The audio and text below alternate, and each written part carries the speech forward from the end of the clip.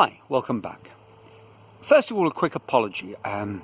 You're certainly not going to be seeing this video, this edition of the vlog on the now traditional Monday. And it's not because of my procrastinating habits and tardiness, nor is it because we went on our first of the month shopping run. And it's got nothing to do with the coronavirus and everything to do with an act of God. On Sunday night there was an enormous electric storm here that took out the tower that helps provide us with our internet connection, and we've been living the digital diet for the last few days, as in internet free. And it's going quite well. I might well talk about that in more depth later on, but today I wanted to discuss a mystical idea. And it's not something like The Secret. I'm not going to suggest you start nailing currency to the ceiling, staring at it and hoping that your economic woes are solved just by the powers of thought. It's a mystical idea connected with a number. It's the mystical power of 3. Well, it's not a secret and it's not really that mystical. It's just that it turns out that 3 is almost the perfect sweet spot in so many things. Think about rhetoric. If you put ideas together in a group of 3, it just seems to work. The Churchillian fight them in the beaches, in the air, on the landing grounds, or whatever it was. That sort of thing. When I was doing my Standard 6 first year of Latin, we did Caesar's Gallic Wars, so it's Vini, Vidi, Vici, I came, I saw, I conquered. Works fantastically.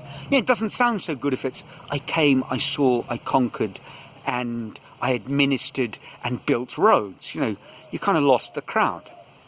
Mind you, sometimes you can add in an extra idea as a sort of counterweight. In the case of Caesar, it might have been something like I came, I saw, I conquered, and then I met the Scots and built a dirty great wall. That would work. For me, though, I'm not going to be talking about rhetoric today. I want to focus on this idea of the things we do that give our lives meaning and create our identity. And it seemed to me over the last few weeks, reflecting on how that's worked out for me, and in particular the strength of, or the role the football club played in my life in Peru, because I've been chatting to these fantastic friends, some of whom I haven't seen for decades, over the last couple of weekends. And I've thought about what a powerful force that was in my life. And the fact that we talk about it now and we still, the time just peels back.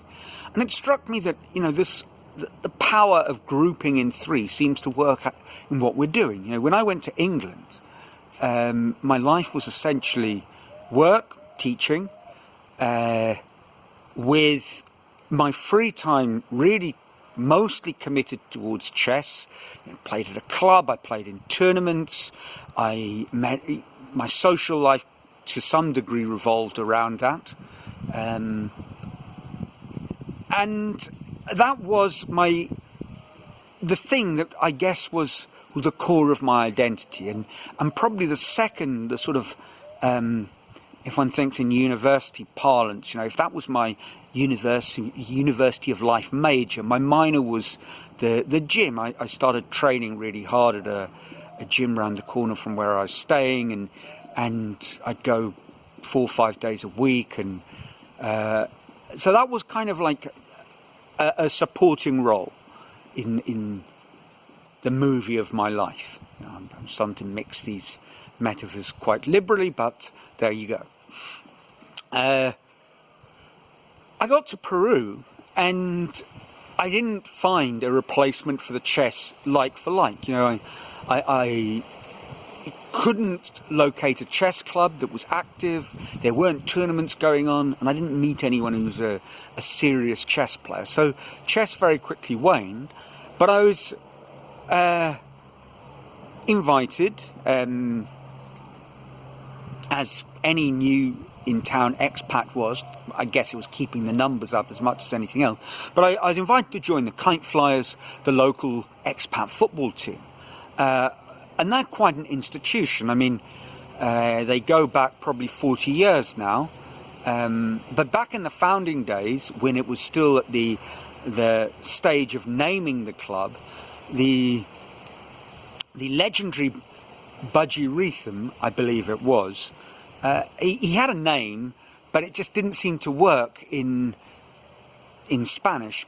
People wouldn't know what he was talking about, and he was aware of the Spanish slang, so he kind of worked that into the name. And to give you some idea of where I'm going with all of this, think about the club's name was the Kite Flyers, and think for a moment, pause, and hopefully you're in a secluded spot on your own.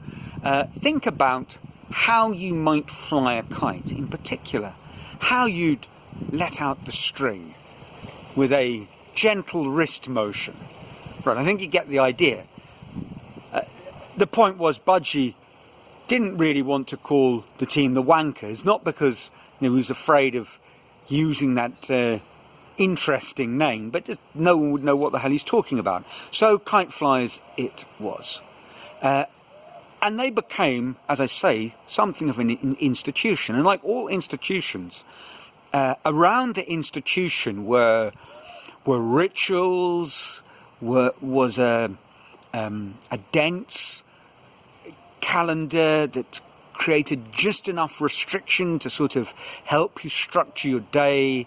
There was a hierarchy of sorts. So if we look at powerful institutions in the world, and the things that kind of take up our lives, there are elements that are in common to all of them. You know, when I talk about ritual, for example, the Kite Flyers trained on a Wednesday at the cricket club, and that's just what we did.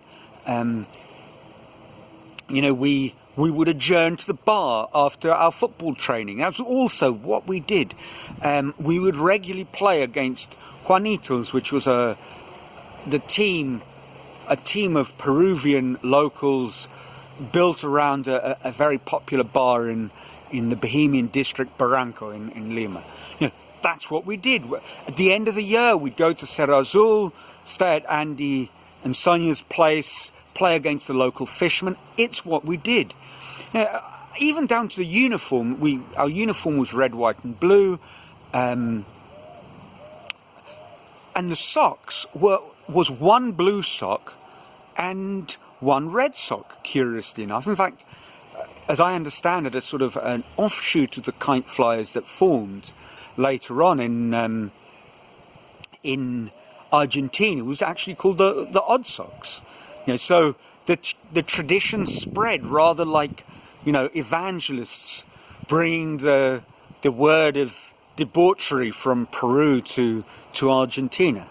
You know, the only reason that I could tell why we had chosen to use two different coloured socks was that if you wore the socks on the wrong leg, you got fined. Fines translated into money, money translated into a beer fund, so it was good for everybody. And it was my little mnemonic, not a mnemonic, little way of remembering was, you know, red on the right. I mean, the only time that red was very much on the right and blue was very much on the left. Really not the state of play in British politics, but maybe that was part of the joke, who knows. So the Kite Flyers really were central, I think, to everything that helped me, too strong a word, flourish in Peru. You know, they meant everything to me. And I got to Brazil when I left Peru, and I carried on playing football, but it wasn't the same. You know, it was a bunch of lads having a kick around after school. Not the same. There wasn't the games, the structures, the traditions, the mythology, you know, a book, an AGM, voting for a captain, tours to the jungle. You know, none of these things. There were no keepers of the law. It was just a bunch of lads playing football, and it was wonderful, and I did it, but it wasn't my identity anymore. And the thing that I'd started to do regularly in Peru in my last year, that I'd started to commit to a little bit more, was sculpture. And I found sculpture in Brazil, and that started, that informally, of course, I mean, unconsciously, had that structure and that that law, that tradition built around it.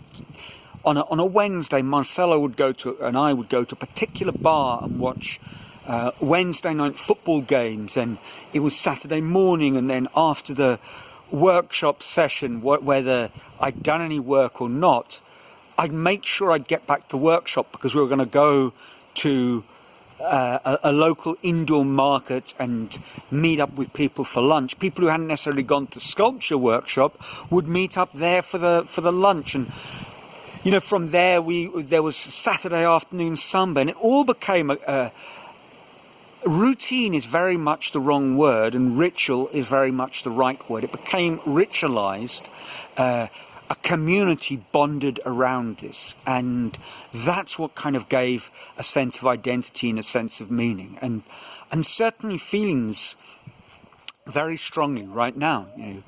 I'm here on my own, lacking all those things, like many people, partly because of a lockdown, and partly because I live in, frankly, quite a strange place. Certainly a strange place, given that I'm who I am, and my backstory. And the last 2 weekends, talking to old friends and rolling back the years, really does remind me of what that meant to me then, and how even now, 20 years later, it's a powerful anchor. Now, what's that got to do with making online courses? Nothing and everything. The truth is that sense of identity, that sense of community, will only be forged if gradually traditions and rituals are put into place.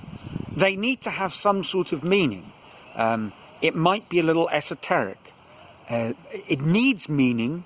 It needs to be something that can carve a niche into someone's everyday life. And without that, I think the online community becomes just a sort of teenage dabbling. You pick up an activity because you're trying to find what you like doing. And once you sort of fit in and strengthen that group with these powerful linking bonds, I think there's a chance of building something that will last. And that's what I'm going to look into doing in terms of my wire videos that I will do, my online wire course. I'm not sure how. I'd love, if you have a fantastic idea, I'd love to hear it. I think what is important, it's a bit like these videos, what's helped cement this as a part of my life. If I looked at what gives my life structure now, my job, well, I ditched that, had enough of the whole working lark, and I suppose that's replaced by being, in some sense, a sort of a house husband. It's everyday chores, cooking and the like, paying bills. So that's my job.